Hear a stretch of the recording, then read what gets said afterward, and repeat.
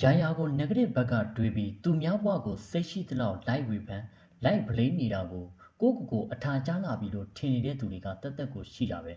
အဲ့လိုလူတွေနဲ့ဝင်တိုက်မိတဲ့အခါသူတို့ကိုစိတ်မဆိုးနဲ့ဒေါသလည်းမဖြစ်ပါနဲ့အမိုင်းနဲ့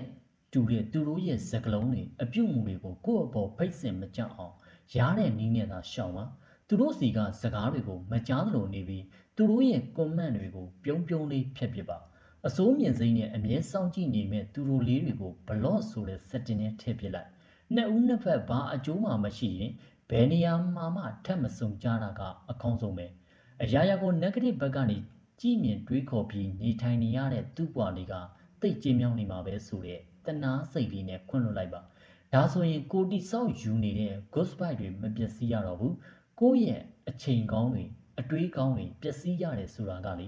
အရေးမပါတာတွေကိုအရာပေးပြီးဆက်ဆံပြီးလက်ခံပြီးလို့ပဲမဟုတ်လားဒီစာစုလေးကတော့စာရေးဆရာတာထွေးရေးသားထားတဲ့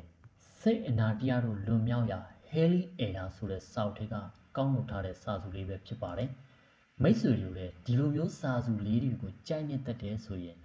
စာရေးဆရာတာထွေးရေးသားထားတဲ့စိတ်အနာတရားတို့လွန်မြောက်ရာဆိုတဲ့စာအုပ်လေးကိုဝယ်ယူဖတ်ရှုအားပေးလိုက်ပါဦးခင်ဗျာ